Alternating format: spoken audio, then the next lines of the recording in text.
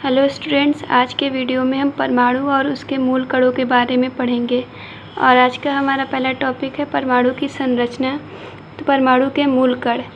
Dalton ने अपने परमाणु सिद्धांत में परमाणु को अविभाज्य बताया था, यानी परमाणु को और सूक्ष्म कणों में नहीं तोड़ सकते हैं, और इसलिए उन्होंने परमाणु को ही पदार्थ का मूल कण माना था। मतलब पदार्थ का सबसे छोटा कण परमाणु ही होता है। लेकिन बाद में ये सिद्ध हो गया कि परमाणु विभाज्य है, इसको इलेक्ट्रॉन, प्रोटॉन, न्यूट्रॉन जैसे कणों में तोड़ सकते हैं। इसलिए प्रोटॉन, इलेक्ट्रॉन, न्यूट्रॉन इसके मूल कण या फिर मौलिक कण होंगे। तो परमाणु में ये 3 मेन कण पाए जाते हैं, लेकिन इसके अलावा भी कुछ और कण पाए जाते हैं, जैसे positron, neutrino, anti neutrino, Mason जैसे कण भी पाए जाते हैं। तो यहाँ पे हम 3 मौलिक कण या मूल कणों के बारे में, कुछ इसके लक्षण के बारे में पढ़ेंगे। तो मूल कण हैं इलेक्ट्रॉन, प्रोटॉन और न्यूट्रॉन। इनके प्रतीक देखें तो इलेक्ट्रॉन को E से, प्रोटॉन को P से और न्यूट्रॉन को N से प्रदर्शित करते हैं। इनके वास्तविक आवेश देखें तो इलेक्ट्रॉन पे -1.6 × 10⁻⁻⁻19 कूलाम आवेश होता है। प्रोटॉन पे उतना ही आवेश धन मात्रा में होता है और न्यूट्रॉन पे कोई आवेश नहीं होता है।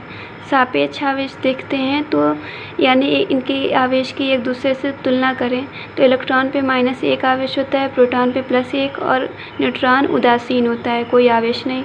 द्रव्यमान इनका केजी में देखा जाए तो इसका 9.1 × 10⁻−31 kg होता है। प्रोटॉन पे 1.6 × 10⁻−27 और न्यूट्रॉन का द्रव्यमान भी उतना ही kg होता है। तो हम यहाँ देख रहे हैं कि जो इलेक्ट्रॉन का द्रव्यमान है वो बहुत कम होता है, यानी इलेक्ट्रॉन सबसे हल्का कण है। खोजकर्ता में इलेक्ट्रॉन के खोजकर्ता J.J. थॉम्सन हैं, प्रोटॉन के खोजकर्ता रदरफोर्ड हैं और न्यूट्रॉन के खोजकर्ता चैडविक हैं। अगला टॉपिक है परमाणु के मूल कणों की खोज। तो हम यहाँ पे इलेक्ट्रॉन, प्रोटॉन और न्यूट्रॉन की खोज के बारे में पढ़ेंगे। तो पहला टॉपिक है इलेक्ट्रॉन की खोज। तो जूलियस पल्कर ने कम दाब पे और एक कांच की लंबी नली में कोई गैस लीक है, उस पर उच्च विभव की धारा प्रवाहित करते हैं। तो यहाँ पे हम देखते हैं कि जो बैटरी का ऋणात्मक सिरा है वो इलेक्ट्रोड यानी कैथोड से जुड़ा हुआ है, और बैटरी का धनात्मक सिरा धन इलेक्ट्रोड यानी एनोड से जुड़ा हुआ है। तो जब विद्युत धारा प्रवाहित की जाती है तो देखा जाता है कैथोड यानी ऋणात्मक इलेक्ट्रोड के सामने की दीवार पर हरे रंग की चमक उत्पन्न होती है।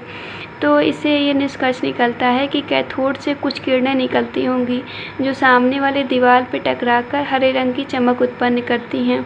तो इन किरणों को कैथोड किरण नाम दिया गया, चूँकि ये किरणें ऋणावेशित इलेक्ट्रोड यानी कैथोड से निकल रही हैं, यानी ये किरणें ऋणावेशित होती हैं। आगे हम इनके गुण के बारे में पढ़ेंगे। तो कैथोड किरणें सीधी रेखा में चलती हैं, तो यहाँ पे हम देख भी रहे हैं ये सीधी रेखा में चल रही हैं, और कैथोड किरणें सूक्ष्म कणों से मिलकर बनी होती हैं। कैथोड किरणें विद्युत और चुंबकीय क्षेत्र में विक्षेपित हो जाती हैं। तो विद्युत क्षेत्र में ये धनावेशित प्लेट की तरफ विक्षेपित होती हैं, क्योंकि ये जो है ऋणावेशित किरण है, और चुंबकीय क्षेत्र में दक्षिणी ध्रुव की तरफ ये मुड़ती हैं। अगला टॉपिक है इलेक्ट्रॉन का आवेश और द्रव्यमान का अनुपात। तो यहाँ पे इलेक्ट्रॉन के आवेश और द्रव्यमान का अनुपात देखेंगे। तो J.J. थॉम्सन ने विद्युत या फिर चुंबकीय क्षेत्र लगाकर कैथोड किरणों का विचलन किया, और विचलन का अध्ययन करके उन्होंने आवेश और द्रव्यमान, इलेक्ट्रॉन के आवेश और द्रव्यमान का अनुपात ज्ञात किया। तो उन्होंने देखा कि इसके आवेश और द्रव्यमान का अनुपात 1.759 × 10⁸ कूलाम प्रति ग्राम होता है, या फिर अगर हम इसको केजी में देखें तो 1.759 × 10⁻11 कूलाम प्रति कीग्रा होता है। इलेक्ट्रॉन का आवेश। तो इलेक्ट्रॉन से कम ऋण आवेश किसी भी कण पे नहीं पाया जाता है, इसलिए इलेक्ट्रॉन के आवेश को इकाई ऋण आवेश भी कहते हैं। तो मिल्टन ने तेल बूंद विधि का प्रयोग करके इलेक्ट्रॉन का आवेश ज्ञात किया। तो उन्होंने देखा कि इसका आवेश 1.6 × 10⁻−19 कूलाम होता है, और चूँकि ये इस पर ऋण आवेश होता है इसलिए हम देख सकते हैं कि E बराबर यानी इसका आवेश बराबर हो जाएगा 1.6 × 10⁻19 कूलाम। तो यहाँ पे हमें इसके E/m यानी इसके आवेश और द्रव्यमान का अनुपात पता चल गया, और यहाँ पे इसके आवेश का भी मान पता चल गया। तो यहाँ से इलेक्ट्रॉन के द्रव्यमान का मान ज्ञात कर सकते हैं। तो इसके लिए m=E/E/m लिख सकते हैं। तो E का मान हम देख रहे हैं यहाँ पे 1.6 × 10⁻⁻19 है, और E/m का मान ऊपर हम देख चुके हैं कि 1.75 × 10⁸ कूलाम प्रति ग्राम है। तो यहाँ से मान हम निकालें तो आ जाता है 9.1 × 10⁻28 ग्राम, या फिर इसको अगर हम kg में चेंज करना चाहें तो ये हो जाता है -9.1 × 10⁻31 kg। अब हम अगले मूल कण यानी प्रोटॉन की खोज के बारे में पढ़ेंगे। तो यहाँ पे भी वैसा ही नली और अरेंजमेंट लिया गया है जैसा पीछे लिया गया था, लेकिन यहाँ पे जो कैथोड यूज़ किया गया है वो छिद्रित है, यानी उसमें छेद है। तो गोल्डस्टीन ने छिद्रित कैथोड का प्रयोग करके बहुत कम दाब पे और उच्च विभव की विद्युत धारा प्रवाहित की। तो जब विसर्जन नली में धारा प्रवाहित की गई तो देखा गया कि जो धनावेशित इलेक्ट्रोड है उसके सामने की दीवार पर एक चमक उत्पन्न हो रही है।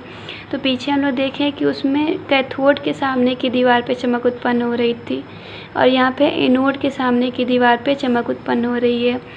तो प्रयोग से निष्कर्ष निकाला गया कि एनोड से कुछ किरणें निकलती होंगी जो सामने वाले दीवार पे टकराकर मतलब इस कैथोड के छेद से पास होती हैं और सामने वाले दीवार से टकराती हैं और चमक उत्पन्न करती हैं। तो इन किरणों को ही धन किरण, एनोड किरण, कैनाल किरण या फिर गोल्डस्टीन किरण कहा गया।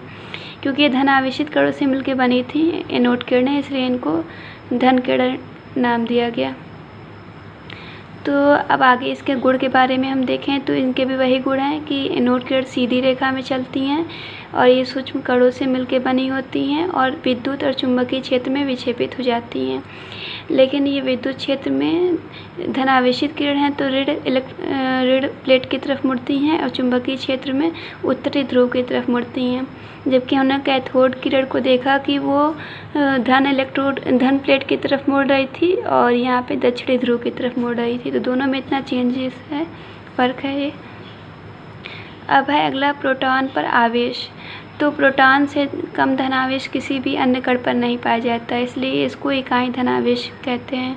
जैसे कि इलेक्ट्रॉन से कम ऋणावेश किसी पे नहीं पाया जाता है, तो उसको इकाई ऋणावेश कह रहे थे। तो यहाँ पे हम देखें कि इसका आवेश उतना ही होता है जितना कि इलेक्ट्रॉन पे होता है, लेकिन बस इस पे आवेश धनावेश होता है।